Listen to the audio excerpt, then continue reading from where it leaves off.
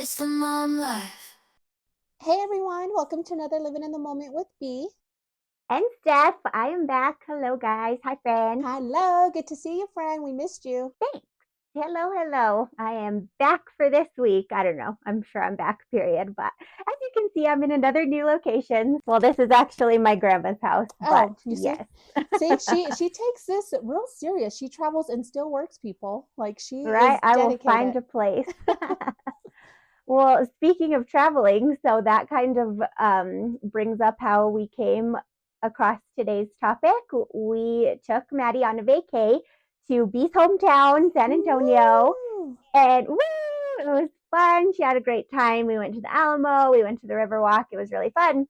But while we were driving around there, I noticed, I think at least two or three billboards for advertising to be a surrogate, and the pay it like said, earn $60,000, like it said that really big, and then off to the side it was like help someone, however whatever their motto is, like help someone create their family, be a surrogate. And so I text B right away and I was like, oh my gosh, these signs are all over here. Like we should do an episode on this and just see what people think about it, think about that. Yes, and real quick, just to give a clear definition of what a surrogate is, it is a woman who carries a baby and gives birth for a family. And so Or for anyone, right? Yeah, just for, it's not her. None of the baby is her, right? She's it just can be, carrying the baby. it can be, and then it becomes kind of like a partial I adoption. think that's more so. Well, yeah, I guess it could be, but that wouldn't necessarily meet that definition, as far as like what the billboard is advertising, right? Like that I got more just carry someone's baby and Yeah, earn so this money for that. surrogacy is usually done, like Stephanie said, via like IVF. It can be IUI. It can be, well, I guess it would be old school status if you're using your own eggs. And the only reason why I say that is because I know, or I've read, or I've seen, I actually do know, but a gay couple who he got pregnant with his best friend, and then for him and his husband, and she was happy to do that for them, but it was her own egg and they did it old school style. And that's Oh, still considered, interesting. yeah, it would still, like, the paperwork, the legal paperwork was still surrogacy. And then, as you guys know, IVF is, or if you don't know, it's in vitro fertilization. And so you'll use the mom's eggs, the dad's sperm, you combine, or it can be donors for either the sperm or the egg, and you carry that to full term. And Mm-hmm. usually, surrogacy is used for couples with infertility. And that is, something is wrong with either the seed, whether it's a mom or the dad or the soil. And we discussed that in a previous pod. And so, again, going back, surrogacy is usually done for infertility reasons, so that a family can go on and carry or have their family, have their dreams of having a family, or done for same sex couples as well who can't conceive. I think there's a big part of it that's vanity too. Well, I don't know if vanity is the right word, but done for the sole purpose of the woman not wanting to carry the child. And, Like that's and half of Hollywood, I was going to say that's more Hollywood because, and Yeah. I will say because it's so freaking expensive. So the average Joe Mm-hmm. cannot afford surrogacy. They can't even afford IUI or IVF, even if they're having fertility problems. And so surrogacy is three times more than those procedures. And yeah, so it would be more. So I know, like, I saw in the news Priyanka getting a lot of heat about it because she didn't carry her and Joe Jonas's, oh no, not Joe, Nick Jonas's um, Mm-hmm. baby. But I don't know if that had to do with age or because of her body. I mean, right, there's speculations on all ends. Yeah, and maybe not even just necessarily Hollywood, just probably rich people, Right. obviously in general. It's just something that's available to rich people as like an alternative to them carrying their own baby. Messing up your body is, Yeah. like you said, vanity. But I think for the most part, it did start off as just helping infertility couples to conceive. But I guess with the billboard, what were your thoughts on it when you saw it? Because you don't see that where we're living right now. You don't see it as Right. much. Yeah, that's where it took me totally by surprise is I've never seen something like that. Sometimes ads will like pop up on my Facebook, probably from all the conversations that we have just about all this stuff in general. Um but yeah, no, I've never seen something like that. And so honestly, my first immediate gut reaction was like, that seems like scummy to me. Like, why are you just going to put it on a billboard for, obviously, like the $60,000 is going to appeal to people that need that money. Like, it's not people, wanting to do this out of the goodness of their heart. Like, oh, I'm going to help this family have a baby. Like, it seems kind of predatory. That was my gut reaction, that it seems predatory on a woman that might need that money. Yes, I think so too. It can come off that way. I think, like, I will say at one point I was having fertility issues, or we were losing our babies. We were having back to back miscarriages. And I do remember I didn't tell a lot of people. I held most of it in because that's just who I am as a person, and I'm working on that. But I remember reaching out to one of my cousins, and she was quick to, like, look, if you need to do surrogacy, I will carry your baby for free. You just have to do it, like, obviously IVF. I wanted my genetics and my husband, and I'm grateful that she offered. We were able to carry, have our own baby. But I do remember just feeling so much gratitude that it was even an offer, because I was like, the only other thing that is left would be adoption if I want to fulfill this need. But then you lose the genetic connection. And I think that's why people do turn to surrogacy, because they want their genes, to be Mm-hmm. passed down.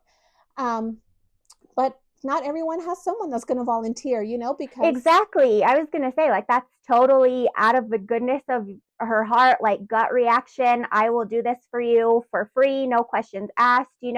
That's beautiful. And that's such a nice offer for her to make. But for someone else that's doing it just for the money, like, I don't know.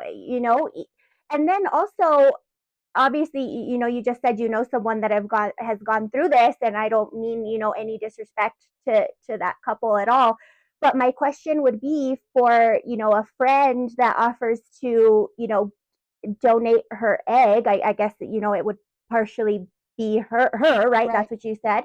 um how do you then, I don't know, like, while you're pregnant, how do you not develop that connection? Or, when you give birth, how are you able to just sever that connection? And like, I did this for this person. I think even more so when it is your egg, and you're then, giving, having this baby with the sole intent to I guess in that case, like you said, it would be adoption, like with the sole intent of giving it up.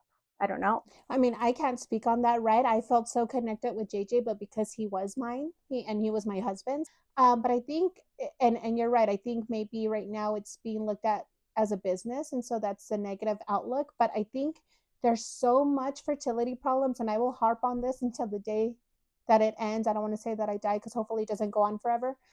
But there's just so much crap in our food that there's infertility has skyrocketed so much with our medications, with food. And so I Mm-hmm. think there is a larger need for surrogacy, because women are just having some, like, how many women that have had issues, right? I can name a handful now. Yeah, personally in my immediate life. Yeah, Right. me too. And that's not something like that was, one, it wasn't talked about back then, but you also didn't see the prevalence as high as you see now, because again, there's so much toxic in our bodies. Like, there was a study done that there's a marble size ball, right? Plastic in a man's um, testicles. I was gonna say balls. I'm like, I said balls. So, I mean, there's just, we're just, our environment, our body is no longer what it used to be. And so now there are some women who, again, are still living, like, still having the same issues that we're having, but they're able to carry easier than other women. And so I think the Mm-hmm. need for surrogacy has just increased. And I think now it's being used as a, like you said, they're advertising it. Like, Mm-hmm. surrogacy has always existed. It's existed back even in the biblical times. If you look at Right. Sarah and Abraham and how they um, enlisted Hagar, their slave, to carry a son, which eventually became Ishmael. And so I don't know if you know that story, which I'm sure you probably do. You go, girl, with your biblical knowledge. Yes. And so just to touch base on that, Hagar, the slave, ended up getting pregnant, and back then they didn't have IUI, they didn't have IVF, so this I was was gonna old school say, yeah, it style. was, yeah. And the wife and Abraham said, okay. So they had Ishmael 14 years later. They go, Sarah at 91 and Abraham at 100, go on to Hmm. have Isaac, and two sons were born. And God blessed both nations. And so the Jewish people come from Isaac, the Arab people come from Ishmael. And so surrogacy has been a thing from way back then. And God even blessed those children, right? Children are, they're sin free.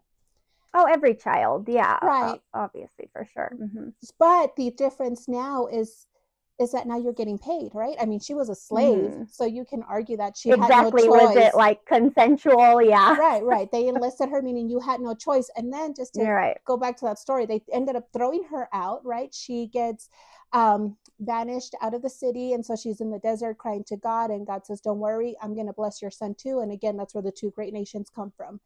So Hmm. surrogacy has existed for as long as people have existed, but now women are getting paid because now women have rights. I think the scary part of it is, well, one, the good thing is some women need money because they need to take care of their own families.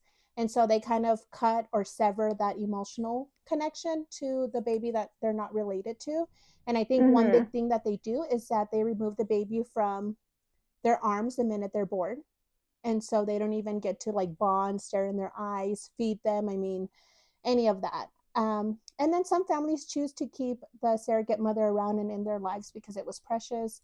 And so it really just depends. And I think the other scary part is just women that are being pushed to be surrogates who are choosing not to or don't want to, but they're being forced. And that's scary.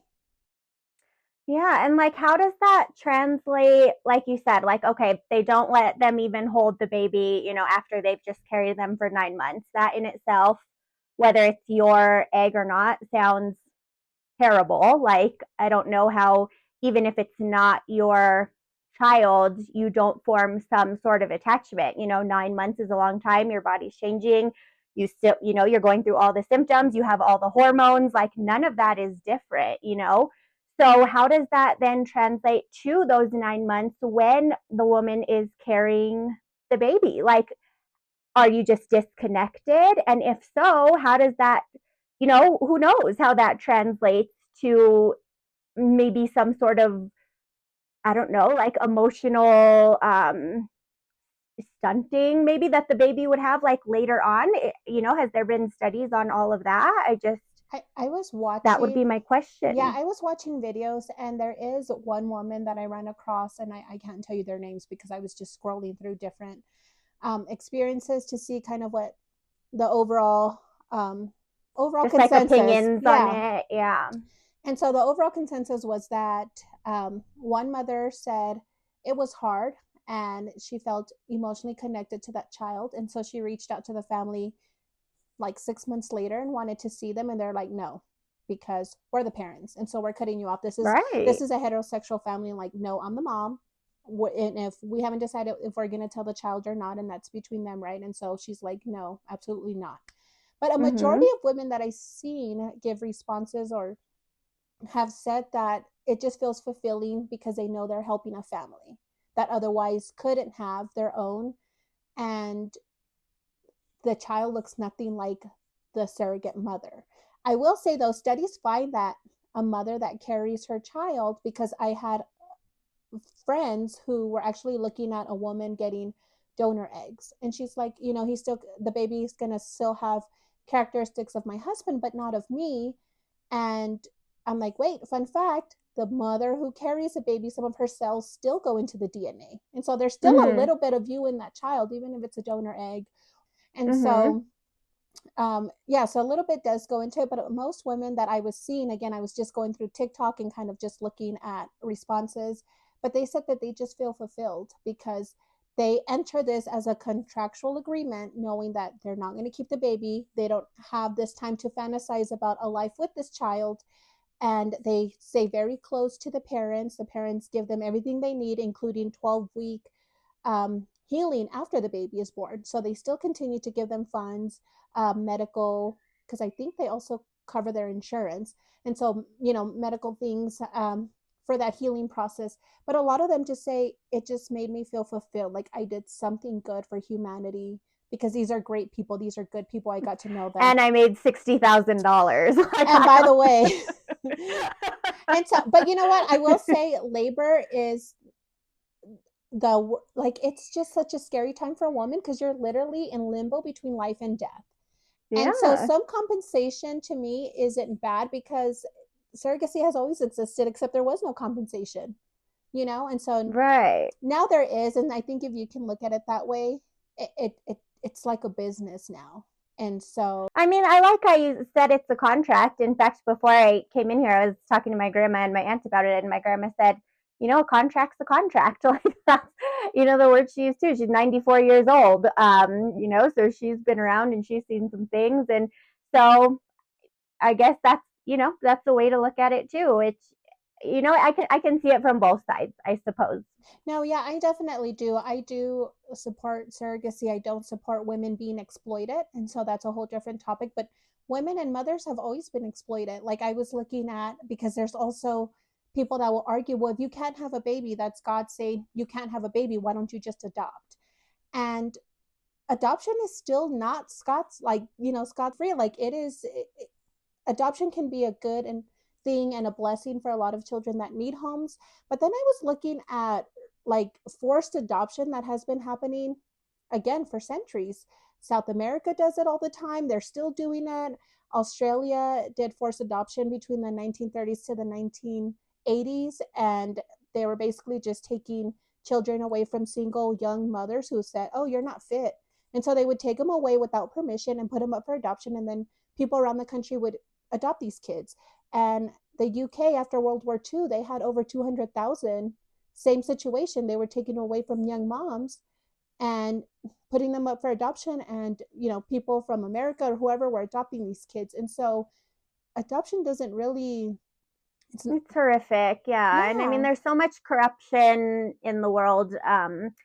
In general, I think we can just tie it into like kind of like sex trafficking. Like, women have always just been, women and children exploited. um, yeah, exploited and seen as a commodity and, bought and sold and traded. And it's awful. It's horrific. And so, yeah, I mean, I don't know, and we always say we don't know what's right and what's wrong. Who are we to say that? We can only give our opinions, and that's why we have these conversations. It's just good to talk about and thought provoking, and good to bring awareness to this stuff. Yeah, because I don't condemn anyone that is a surrogate or anyone that pursues surrogacy to grow their family. But I will condemn anything that exploits a child and a woman where they're being forced. And, I mean, children have no choice. But for a woman Right. that's being forced, because some women are threatened. I was also looking at those stories to be surrogates, and then they don't even keep the money. Their pimp or whoever uh, push them into doing it keeps the money, and then they just keep throwing these You know, women. yeah, that would be my question too. Is like, okay, so obviously, $60,000 is going to appeal to probably people that need that money. And so, but then what are the qualifications to become a surrogate? Like, is someone in that financial situation going to be in peak, you know, health? And isn't that going to be something that a family would want in a surrogate? Is someone who is, in a very healthy state, like mentally, emotionally, physically. So how does that work? Who is that even? Who is it appealing to? Who is it that is being these surrogates? Is it truly good people that just have this seed in their mind, like I want to help people? This is how I'm going to do it. If I make some extra money, cool. Like I don't know.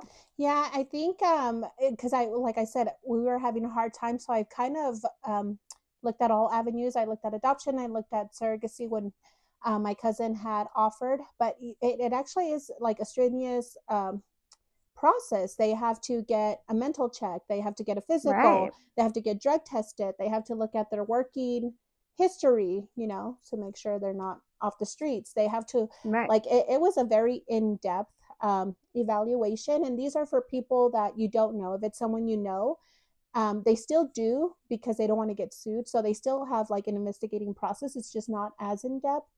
um, So that is scary. But I guess you could say the same for like sperm donation, right? They usually, or even egg donation, they want you to be under 25 or under 30, usually under 25. 18 to 25, they want you to, they even ask you like, do people in your, like in your family, do they have college degrees? Because they want to see, I mean, they look Well, at, also this goes in all in like the portfolio, right? For when someone is going through that process, like they want to know everything about this sample individual. that they're supposedly or that they're potentially using. Yeah, so that makes sense. Yeah, some even check your credit scores like before you Mm-hmm. donate anything because again, they just want to make sure. And I think they even break it down like they charge like this sperm went to college, this sperm did not. That and so I'm not even kidding, like it really does. But I, I knew a friend that did. And so they Mm-hmm. just look at everything. They look at every Yeah. portion of criminal history. I mean, you can get the more you pay, the better quality you get, unfortunately. And the same thing goes for surrogates. And so Right. I don't know what the exact qualifications are, but yeah, I think it does give you a little distaste, when you think of it as a business pursuit. But if I don't think everyone's out there as a business pursuit. I think there really are just people who are struggling with infertility and really just want that genetic connection with their offspring, and they're turning to surrogacy. Because let me tell you, anyone that's in infertility community, no one wakes up and says, you know what, I'm going to do IVF today, I want a surrogate today. Yeah. I mean, you Mm-hmm. dread it, you cry, it's a whole mental process of mourning having these issues, and then you move forward with what you think is best for you and your family. And Mm-hmm. that even includes adoption. Some people do want to adopt, they wake up and want to adopt, but most people, that's their last avenue that they're turning to. And so I Right. think in a lot And of it's ways it not could be like good. it's easy. A lot of just adoption specifically. I know multiple people that have gone through the adoption process. It's not easy. It takes a long time.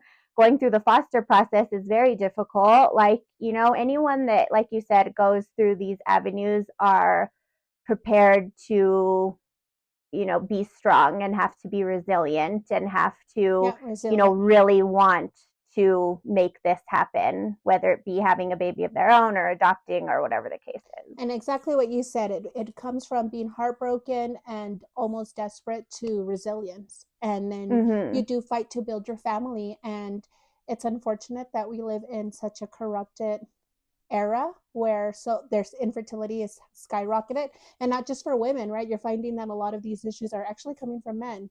And so Mm-hmm. it's just terrible that we're living in these times, and now having a baby seems almost like a business transaction. But what was it then? Because a slave was bought, that's a business Yeah. transaction. They were enlisted to be a Mm-hmm. surrogate. Well, it didn't make it right back then either, but Yeah. I'm not saying right or wrong, but it didn't, it. I don't know.